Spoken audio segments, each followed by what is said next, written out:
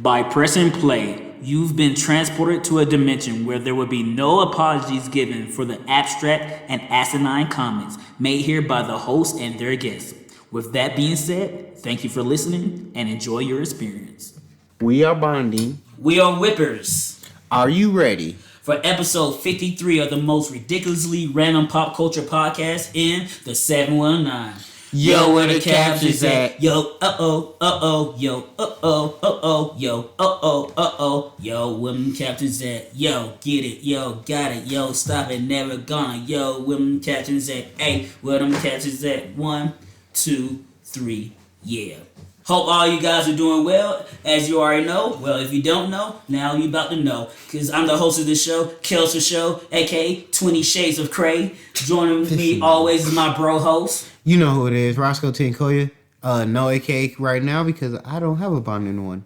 Okay, and always with us is our Freddy of the crew. You already know the tactics and the Donatello on this thing. The one, the only, Daniel with a D.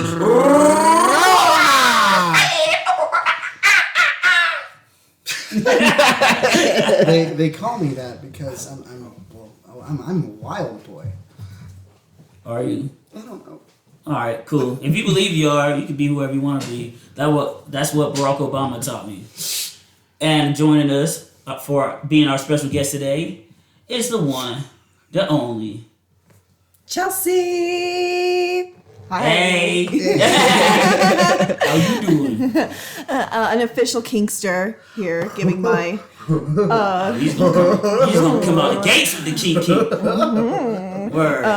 Just giving my opinion on some bonding today, apparently. Yeah, we don't get there, but before we get to that segment of the show, we gotta start off with what's poppin'? So Ross, what's been popping in wrestling? Because I know there was like an event or two that went on over the weekend. No, there was only one. It was it was only Fast Lanes where I'm gonna be honest, first half of his show wasn't that good until we got to the Drew McIntyre Sheamus match. Good.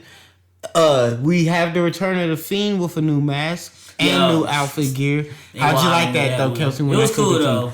And what you call it? And Daniel Bryan technically lost his match to Roman Reigns, but yet it's kind of because of Edge, because he hit him with a chair, because it was decently storytelled, but we know they setting this up for a triple threat match for WrestleMania. And past that, also, Andrade has been released from WWE, and Charlotte Flair may or may not be at WrestleMania competing. Yo, that's gonna fuck up their whole relationship. Yo, he asked for it on Friday, was denied, and then Sunday, right before Fastlane, was granted it. Word. So anything else on Fastlane you want to touch about before you move away from that? No title change belts, none of that, really. Alright then. So, Aceventure III. No. Who asked for it? But we getting it. It's in development, of course, with Jim Carrey. And that's being in development with Jim Carrey, of course, and with the writers of the Sonic movie. So I guess low-key that kind of makes sense. But once again, nobody was asking for this shit. Well, yeah, but we're gonna get it. It's gonna be interesting. I don't even, where do they go? What do they do? And how edgy can you be? How ridiculous can you be? Is Jim Carrey gonna have is Ace Ventura gonna have a TikTok? Is they gonna do a lot of that shit? I don't know. But influencer shit? I hope not. But also HBO has announced that The Last of Us first season will only be contained of the first video game. And for those that haven't listened, just a reminder, Joe will be played as a black man played by Mahershala Ali. Well, thank you for correcting me because I knew I was going to say it wrong. Yeah, so that shit's happening. Venom, Let There Be Carnage. We'll see what they did there. That's the subtitle? Yeah, it's being pushed back to September 17th this year. Okay. I totally forgot it was supposed to come out this year, but I was like, that's not too far away. But that's what's weird about this too. That shit ain't got no trailer. We don't even know what the premise is besides Carnage is in the movie. There's also no trailer for Space Jam 2, which is slated to come out much earlier. But we have clips though. But Difference than Venom. Well, yeah, we Not do. full clips, just little bits. Yeah, little But bits, I we still, have that, but we got, we know at least some No, shit is happening. Space Jam's gonna come out when it comes out, but like Daniel's saying, he just bring up the point that we haven't seen anything that's coming out relatively soon. I think they holding the trailer to the chest until like right before it drops. Well, that same way they did Godzilla, because we didn't get the first Godzilla trailer till like earlier this year. Is that a new thing you think for streaming services? Yeah. So you don't get time to get nitpick and hate Because it all. technically, I could be honest. I just found out that this Mighty Ducks does stay in the real universe. Oh, This they isn't said that right from now. Jump Street. Nigga, you Well, said that. I didn't know. No, you did. You literally had this conversation. Well, the thing is, I they was now saying. have just shown trailers of him talk like old mom saying like, "You used to run the Mighty Ducks. This, that, and the third." The whole thing from We're trying to do the there's at same the very thing. beginning Yeah. is the Mighty Ducks grew past Coach Bombay after all of his original team left, and it got so popular and it got bigger than the whole kids having fun and being the underdogs. You got corporate. They became, we have to be the best of the best. So he said, deuces. Fuck all that. And he took over, what is the old man's name, like Gunter or something like that? Yeah. Heinz. Yeah. You make ketchup. And for all those that love the Snyder Cut, I wouldn't say I love, but I thoroughly enjoyed it. Yes. There will be no Justice League 2 officially, because Warner Brothers came out today and stated that shit. So like, y'all can like what you like, but we ain't doing this again. No But Snyderverse. Just because they say that now does not mean it can't change in the future. So maybe in 3 years they might change their tune. But for the foreseeable future, as of now, there will be no sequel to that, and I'm okay with that. Like I said, like I respect Zach. He do his thing, everything. Nobody always has a hit, but his version of the Justice League is not my version, so I could care less if we get anything more. I will watch it, of course, but I will not have a hankering for it. I can be honest. I am excited for this condensed black and white version. That I am looking forward to as well. Because once again, like, this is his theatrical, his vision, but it's not his favorite version of the film, which gets people confused when they bring that up, because they're like, I don't get it, but like, I don't get it either. He could have made that version the same, but he chose not to, but whatever. A lesser known character in the Marvel Universe, Echo, is getting a series for Disney Plus. It officially is in development. She's heavily centered in the Daredevil comic books, but she also will be having a part in the Hawkeye series. So they stand her up to be, an integral part of things moving forward, because she is a deaf native female who has the ability, I believe, to copy people. Indigenous, sir. I can say native. You can't say Indian. That's the thing.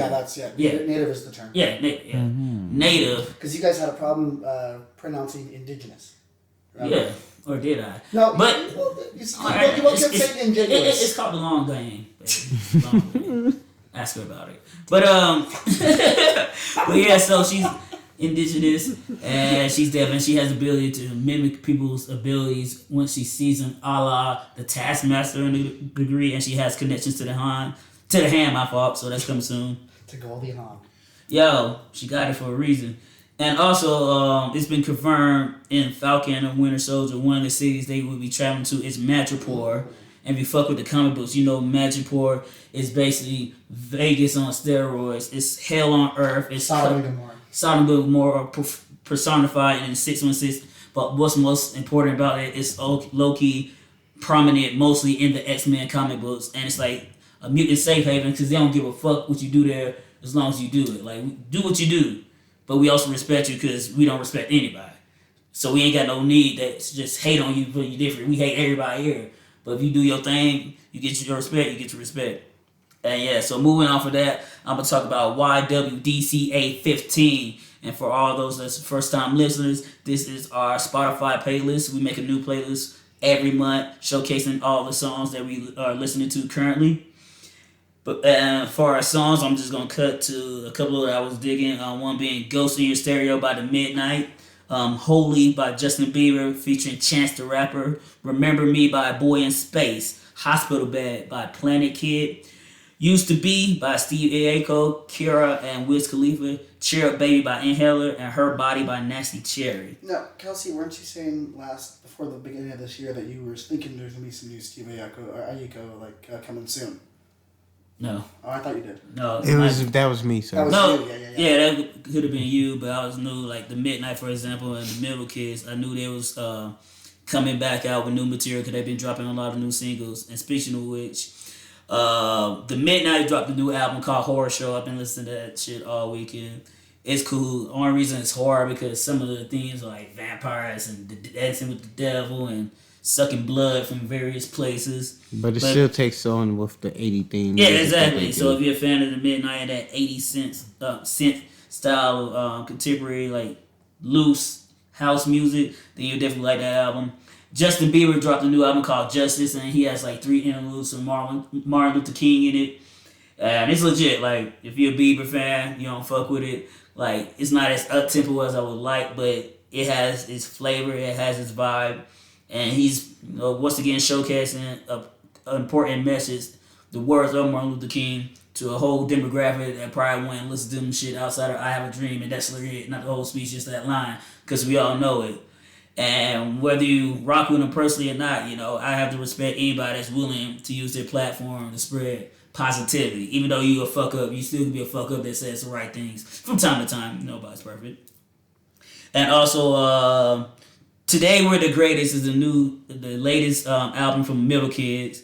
And if you listen to this podcast, you hang around us, that's like one of our favorite indie bands out there. I had to get this album on vinyl. Of course, it has one of my favorite songs out right now, Are You For Me? And fucking love it. If you haven't seen the music video, definitely check it out. It's a heart warmer for sure. And yeah, you definitely gonna hear some of those songs from all those albums on the playlist. And Chemtrails Over the Country Club is Lana Del Rey's new album. I listened to that shit at work, but everything sounded like the same hum. So I don't know what the fuck she was talking about with this album. And I'm a Lana's fan too, but I miss old Lana. I miss poppy, dirty, white girl. Talking about getting raped by butt. Yeah, Lana Del Rey. I miss that Lana, like Coke Lana, like how people miss Wayne when he was on the syrup. Like I miss that early Lana because she had them bop bops. And also 11760 from Guap Dad 4000, produced by Ill Mind dropped, and I love that album. It might be my favorite rap album of the year. I just didn't realize how much I could relate to this young man's story, just being swagging niggas in our young days and just hearing everything he went through and just some of his personal problems. I can't believe that Guap technically lived our life in a whole nother state, but in Oakland, like that sounds like some smart ass shit. If one of these niggas, if we were like lived really in connected Oakland, game, or if niggas kept rapping like, oh, this niggas at bars, cause we had the drip, we had the bitch, the women's, we had a lot of the debauchery around us in them younger days. But respect to everybody, love consensually. Yo, so with that being said, there was not a lot to talk about in the world of pop culture this week, but hey, we did what we could for you. So now we about to be moving on to Yo, We Geeking Out. We geeks. And today we're going to be geeking out about a Netflix original? A Netflix original, pseudo sexy ass series. It's a very short and quick series, and that's Bonding. So Chelsey, since you're the kink expert, I think that's what you called it. I might have to TM that before you get to it. But since that's your phrase, would you like to explain to the audience quickly what bonding is all about? Yeah, so bonding is basically just like a inside site on the BDSM world and sex workers in the BDSM world, and kind of just things that they have to, kind of the dilemmas that they deal with on a daily basis. And it's honestly, I like the way this show portrays BDSM better, way fucking better than. Can I say fucking? Oh, yeah. Gay. I can say fucking. That's right. No, you can say whatever you want, but just try to refrain from tapping and hitting on the table. Yes. But no, we've grown ass man once again. Ross didn't tell you to listen to the podcast. Yeah. So I'm sorry. We're Sailor Moons over here, nigga. Sailor Black Moon. Sailor Mars. You're a Mars bar. Everyone wants me in their mouth. Word. No, a select few of the population, because I don't know how they stay on the rats. But anyway, yes, bonded. But I just really appreciate this show and how it portrayed the BDSM lifestyle way fucking more than 50 Shades of Grey. And probably even more than, well, actually, Secretary was also a very good BDSM movie. Is that a series or a movie? Movie. Word. Okay, can I throw the L word in there, because they delved into it a little bit, but it was also kind of stylized. But isn't BDSM like stylized in a sense anyway? No, Isn't it takes a lot of communication also. No, I'm talking about the style with the level. That's what I'm talking about. I know what you're talking about aesthetically, like visually how it's shot. So I'm talking about just like it has its culture and that culture. So what's the L word? Oh, the L word. Love. No. Lesbians. Oh yeah, it is It's literally a lesbians. show about lesbians. I thought you meant the show. Oh, I was like, show. okay. Yeah. I thought you meant like an actual L word. I was like, what? They're still lesbians though. Yeah. Oh, the TV show, the L word. Oh. Yeah, let's talk about, yes. Like, it was a little stylized in that thing, but that show was also a little stylized because of the time it came out. Yeah. And I think now these shows have a little more chance to Be a little more gritty. deal with the More awkward gritty. conversations that have to happen, the actual everything about it that is not It's more maintained. grounded. Yeah. Yeah. No, I get what you're saying. It's more honest. Yeah, Exactly. it's more honest about the situation rather than glorifying it and making it seem like it's this one thing and then having people try it out and then being like Not into it at all. Right. Or, yeah. right, and not really understanding the whole concept of it. Like 50 Shades of Grey, I found a huge problem with that movie, especially that one scene where he just like she literally said stop and he continued, and like that's not Cool. cool. A B, that's not what the BDSM world about. If you knew BDSM, it's sometimes Was people it- agree that Question though, was this before they had a safe word?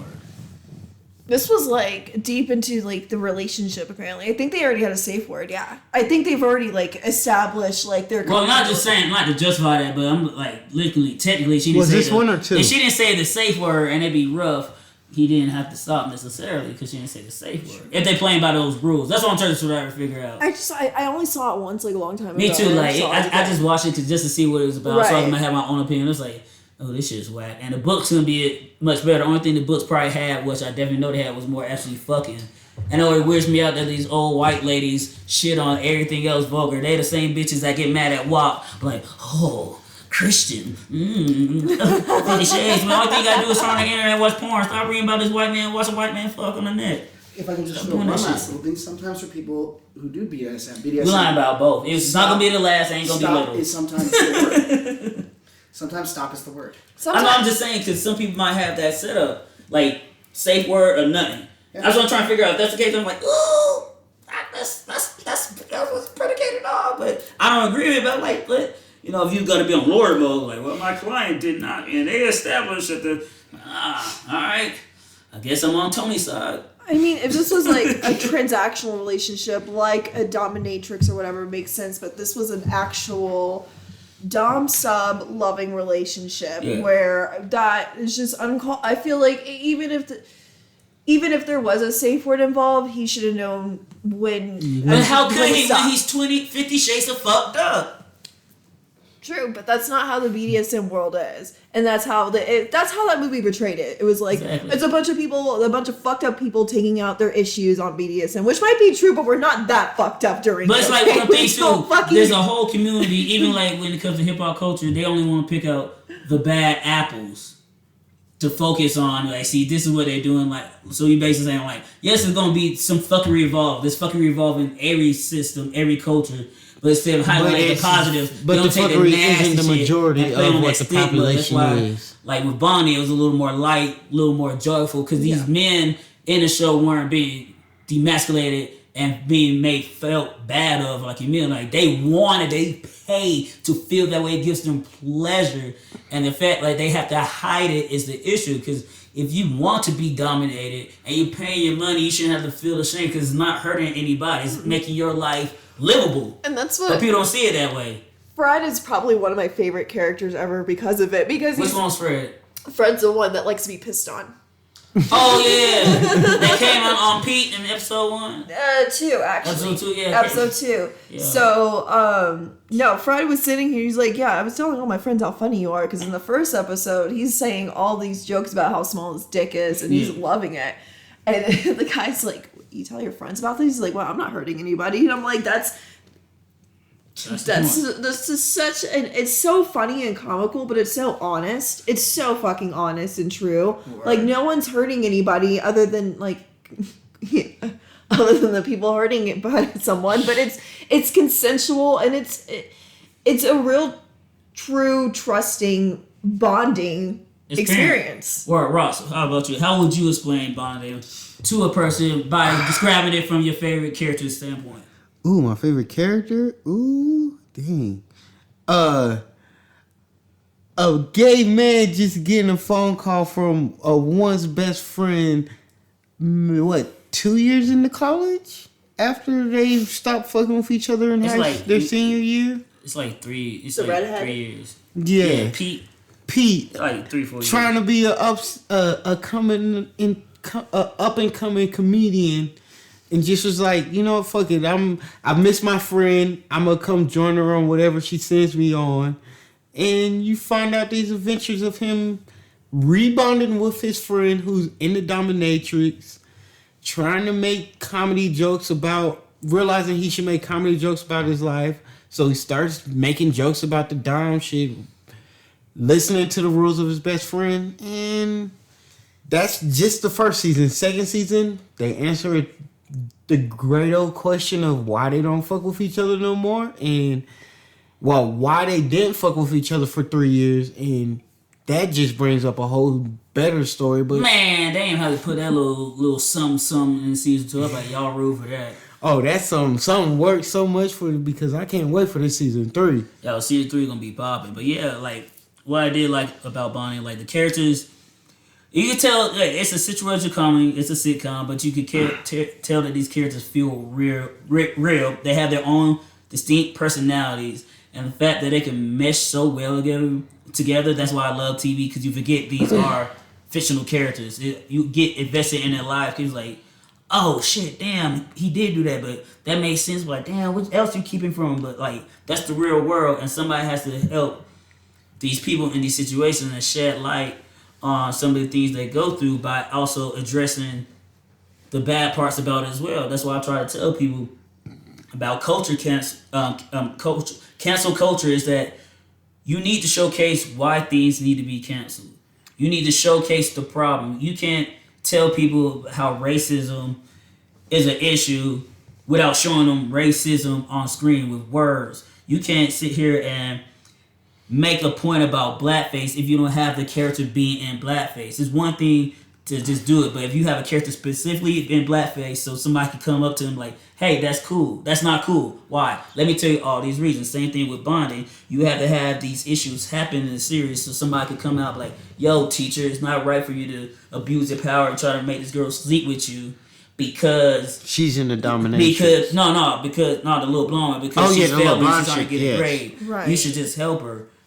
But then you have people be like, well, she should have just not been in that situation. Like, no, life's not that cut and dry. But having somebody in the show correct that and bring it to light, and he actually suffers the repercussion, he gets fired. You just don't get to keep doing this shit. It that shows people true. like, yo, you need to start doing that, to speak out, have each other's back, whether you male or female. Just aspects of like that of the show. That's why I like really fuck with that shit. I just really like how it showcased the whole sex worker background of it. I mean, not really. I mean, but it did touch. It touched bases on it enough for it to be mainstream, because I can completely understand why they didn't have. Obviously, they don't make a show about sex workers and have it be fully about sex and the actuality of what they deal with, because it would just be. It would be too much for. I think it would be too much for I wouldn't. Like, I watch Euphoria and P-Valley. We can speed that. I'm a grown adult. It'd be one of the things that you could get authentic to it. But I get what you're saying. You could push the limit and be like, how much will it be about sex? Because you don't necessarily have to show all the sex to allude to there's a lot of sex. But I think I like the idea of it wouldn't necessarily people would be turned off by the sex itself. It would be the greediness the. It'd be like Sex and the City meets Texas Cat Confessions. Yeah, but like it would be just way more. It would or one of those. A bit more gritty on the fact of how. It would be a little bit more gritty, a little bit more fucked up, a little bit more like people would actually watch this and kind of the show I'm talking about, the show that I would feel like would be a realistic view on how sex work really is, rather than how they only touch it, and I appreciate that they actually touch it in an honest way, in a true way. And I can understand why they don't touch it in a full way, because people really couldn't handle it because of the grittiness of it, not necessarily the sex of it. Because you really don't need to show the sex part of it to understand the. So basically, we need the wire, but with sex work. Yeah, because technically, it's honest, but it's more of like the dark comedy version of the sex worker industry. Yeah, because literally, you could go like they have documentary series about that shit all the time, but just being a series, just based a series of life. Technically, I'm having Netflix kind of did something kind of like that, but it's a little bit more extreme. It's I forgot what this name of the title of the show. More extreme than the life. Well, of no, worker? They got it's sex workers. It's about 3 females that work at a brothel in like Russia or whatnot. They escape, but the thing is, they're being chased by their pimps and 2 henchmen. So like, that's literally what we're talking about. Yeah, but they're like in gun shoot. They're like gun shootouts and whatnot. Yeah, of course they are. The bitch gotta have a gun on her. Yes, he bought me this. Now it's gonna be his death.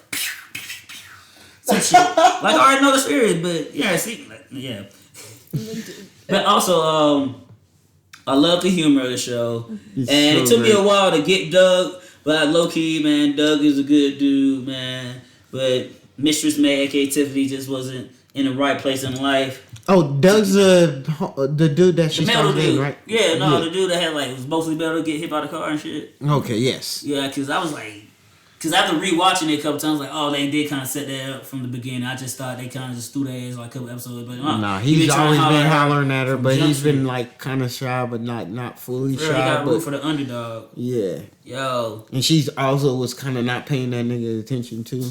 And then they also have the part too I like about with Pete is that some comments always have this issue a lot of times coming up when your material is closely based on your real life and you involve the people in your life. One episode of the Wayne Brothers stands out to me the most when Marlon was doing his stand up and he started roasting the whole family and he took offense. He had that moment in here with Tiffany, which is his best friend, about the Dom life, and she's like, you can't make jokes about this, but he's like, but I'm part of it, but it's not your story to explore. You can do that gay shit all you want to, but and she felt away, even though it's like, I'm a comedian, that's what I do, I make jokes, but she was just coming from a place of friendship, and it's that overlap. So you're like, either I'm gonna respect your wishes and not talk about it, or I'm gonna talk about it but try to make it funnier, or you try to do something to me, I'm gonna figure out a way to make fun of it. I might not say about you, but I'm gonna say your shit in a way that is about you, if it's good material. I can keep your name out of it, but I'm gonna say some shit. And that's the conflict sometimes with people. Well, and just as you know, someone who hangs out with you guys who is pansexual, you guys are allowed to make certain jokes. Yeah. Because it's not coming from a place of hate. Yeah. But anytime someone who is not part of that group makes the joke, you guys are the first ones to be like, hey, we don't talk like that. Or if I'm doing stand-up, I'm like, and gay-ass Daniel, that boy like so many D-lings. And I'm here like, what the fuck? Like, his gay ass, like, I'm not going to... Chelsey. Yo, one time he thought he was somebody else. But guess what? That motherfucker was cool, though. Unlike Daniel. So now I'd be like, how did I get the other one now? I'd just be like, Chelsey, no.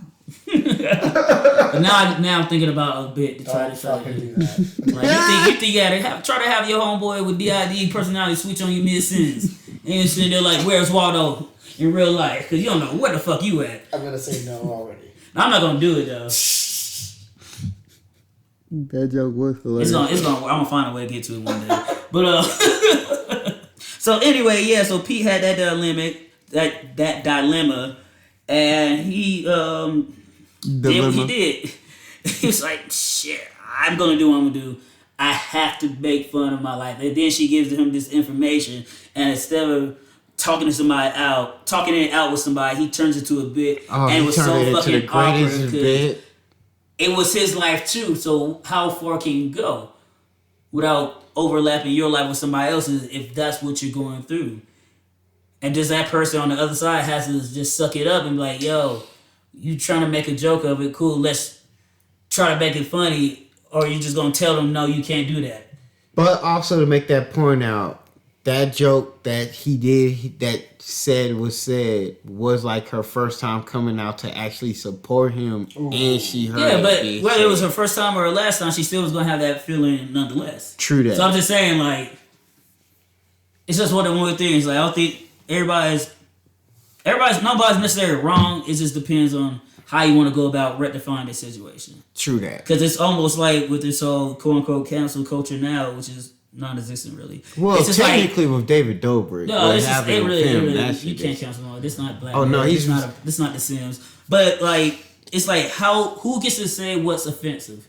So if you're offended by this, all right, I come up with some new shit. Then you're offended by that. Then I do something else. Then you're offended by like who gets to say what? Like somebody's always gonna be offended by something, so you really can't care to an extent about certain things. If you know you're a comedian, you're trying to be funny. You might not get the joke, but you don't have to necessarily apologize for said joke if the point was to be humorous. Like, yo, you didn't get it, my bad. If you felt the way, that was not my intent. You can keep it loose like that, but don't make me feel a certain way for having a joke. But if the joke is about your friend, then I think you do need to apologize. And a sensitive topic, it's about her abortion. Word. Well, see, I wasn't trying to say all that, but also his kid as well. So It's still all her. No, but still, it's his life. It's now his you're telling kid me, because technically... No, it's his, I was just saying, like, now you're telling me I can't commentate on my life and But my this was age. not just like a job you had or an experience with. No, I get that too. I'm getting that too, but there's the other side of that too. Like, now I can't talk about what I can talk about it. Technically, I can. You will feel away, okay, but you're not trying to tell, or you're trying to tell me never speak about this aspect of my life. I'm sure he could have spoke about it, but I think there was a time and place for that. I think not right after she told him. Okay, well that brings up Roscoe to point two, but it's like if a tree falls in the wood, nobody's here. If she's not there, she wouldn't know he had did it, and it also was on him trying to. That's also on him trying to come together and figure out my best friend that I had sex with for the first time when I was questioning my sexuality also got pregnant and aborted my kid, and I'm just not going to find this shit out. And on top of that, I was put in jail because she dipped out on me that night during the police. So how do you release that shit? And you realize he just got all that, having to process that, and then go to do a stand-up bit and put that into a. And stand up is his best way to vent. I'm not saying I don't understand his actions. I completely get it. I completely get it. It makes. I mean, like he just found out. Yeah. And he went and goes on stage. Of course, all he wants to talk about is that. I completely get it. But her reasoning for being upset too. No, I get her too. Like, her reasoning is so good. It's like one of those. But it just sucks because they both have a reason to be mad, or not mad, but they both. It's somewhat justified, but they were both wrong at the same time. Yes, it was one of them like both have good reasons of what they did, but yet both also were in the wrong for what they had. Went the wrong way. I don't fault him for that, but now if they have a conversation and she lets him know how it feels and he continues, then that's definitely like, nah, bro, that shit not cool. But it's like, yo, that was me personally. I didn't mean like in that sense. Cool, I won't talk about that no more. But we gotta talk about this bonding thing. Because that's what I do. So it's like, can we have a conversation? If I have a joke, can I run it by you? Let's work this shit out together. Because I gotta talk about it. But also, I want to respect you in the same way. Because like, or you just be like, yo, don't come to my shit. You could say, yo, I think in the moment, they just probably, they're humans. They're upset. So they're probably just pissed off in general. I think when the third season comes out, it's probably going to start off with either one of them coming to the other one and they're having a real discussion where they're not being petty and getting, where they both can understand each other's feelings rather than just focusing on their own. Because at the heat of the moment, it's easy just to focus on your own. Oh, and I think it was after, and he was also dealing with that breakup from old buddy because old buddy was trying to fake the phone that he was engaged and he got outed.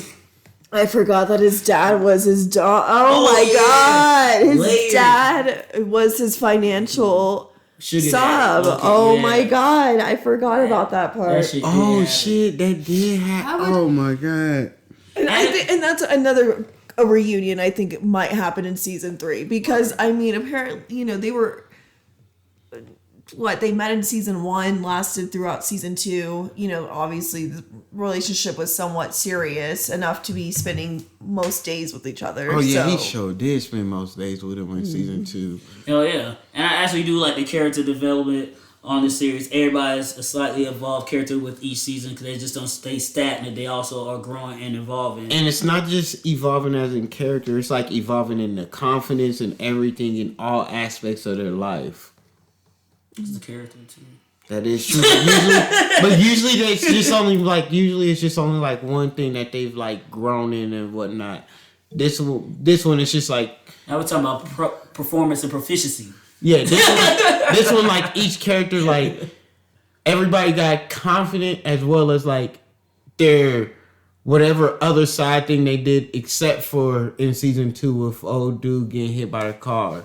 Oh yeah, well, but Black like Boy Doug.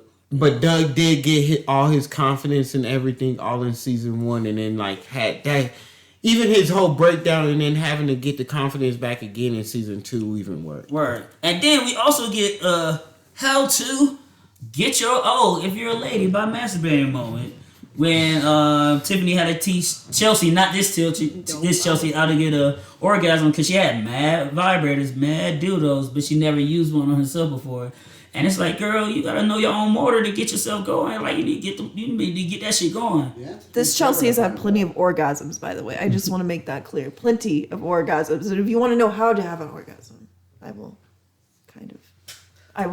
gladly. So did you see anything wrong with her Mistress May's technique in that moment? Necessarily wouldn't talk to my pussy the way that she got Chelsey to talk to her pussy, but word. It's more of like, I don't know. I think for people, I think the one thing I would have to tell people that are having problems with orgasms, I wouldn't tell them to talk to their pussy the way that she did. Word. But I would tell them to, relax and really, if you really want to come, you gotta be selfish. And that's really shitty to say. Is there any position of the hips that she need to incorporate into this? I mean,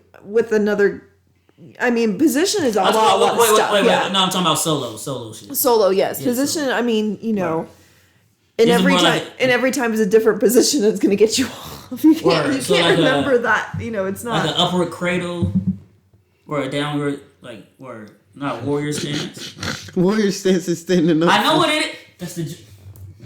What? Oh, you're stupid.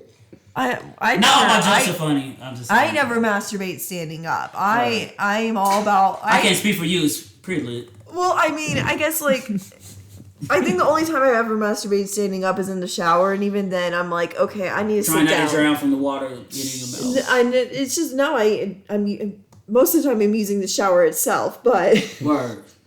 Y'all girls know what I'm talking about. I was gonna bring that up, but you already did. That's what's up, though. Yeah, but multi-uses, multi-pass. The best thing you can do if you want to have an orgasm is completely melt into yourself. Yes. Melt into yourself. Yes. Melt on yourself. Yeah, melt into yourself. Don't even worry about the other person. And give me a second. I'll get back to that. Just give me a second on this one. Don't worry about the other person for right now. For right now. Move the positions that you need to do. Let the other person do your thing. Or do whatever you're doing. Just get to the position that you need. And just really melt into yourself. Just melt into yourself. That's the best way I can explain it. Melt into yourself. Do it laying down, relaxing. Have a glass of wine. Take yourself out on a date if you need to make yourself relax. It's all about relaxation. So you don't bring up the various compartments. So various compartments. So sex is and sex togetherness is very important. In order to have a stable relationship, a sexual stable relationship with someone, you need to be able to give and take in sex. Word.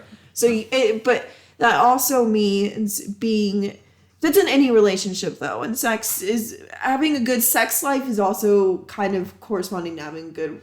Well, I mean, not necessarily, but you can take having the same principles of having a good sex life, being, knowing what you need, knowing what's best for you, knowing what's best for your partner, how to get on the same level with those needs. Word. And translate that into an actual real life relationship, being more than sex. But yo, that's like the third dimension right there.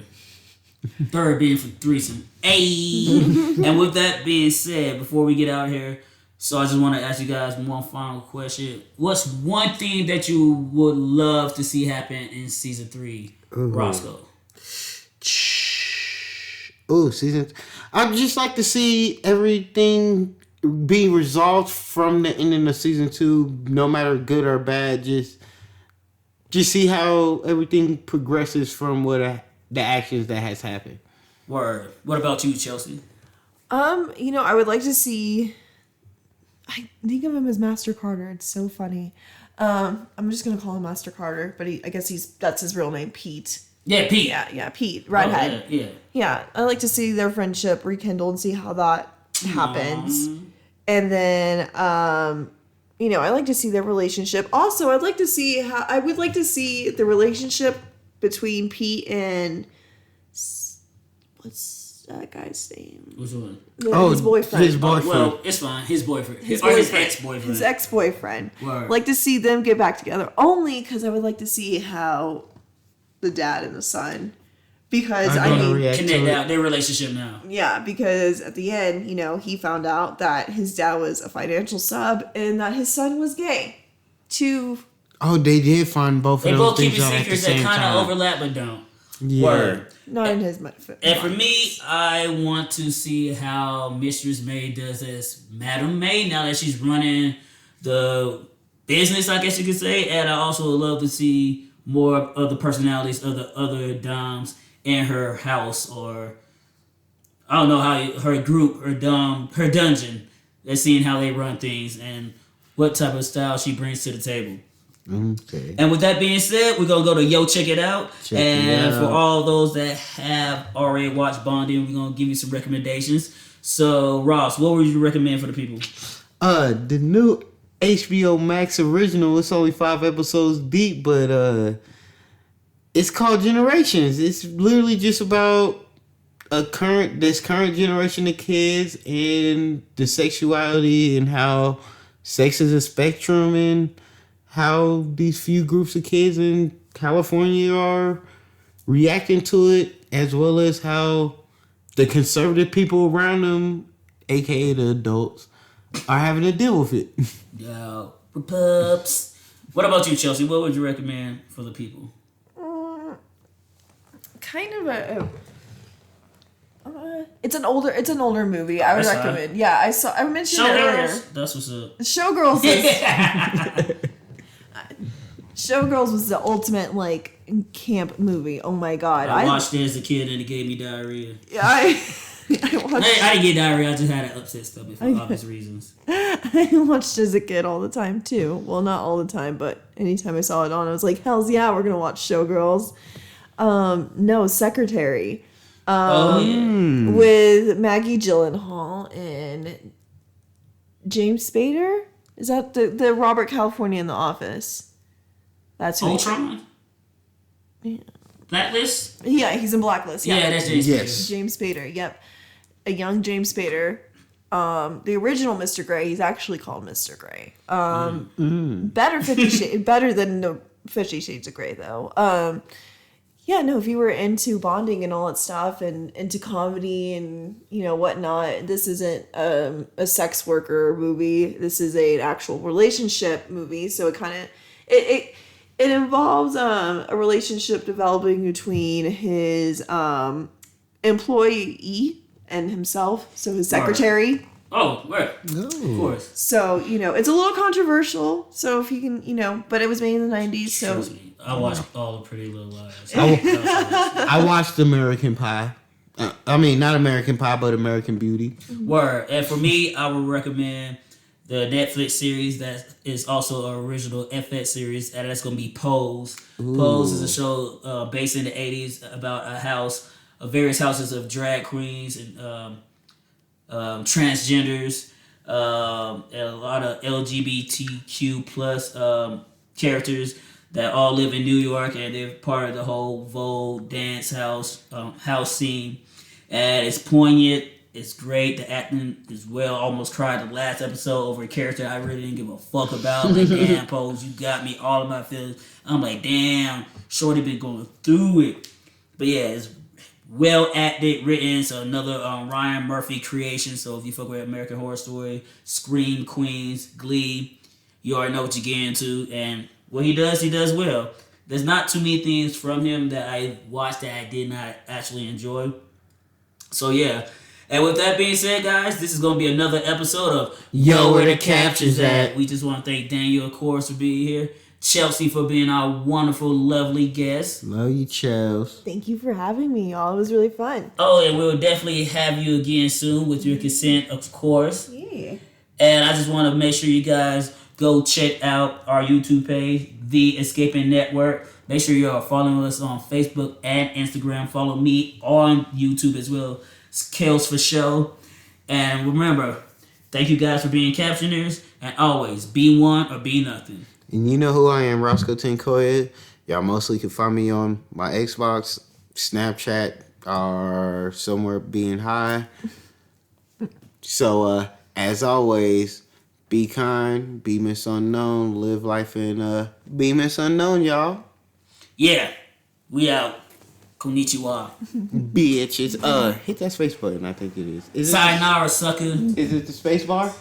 Hasta luego, Luigi. Bye, bitches. Rojas, what do we do? Ciao.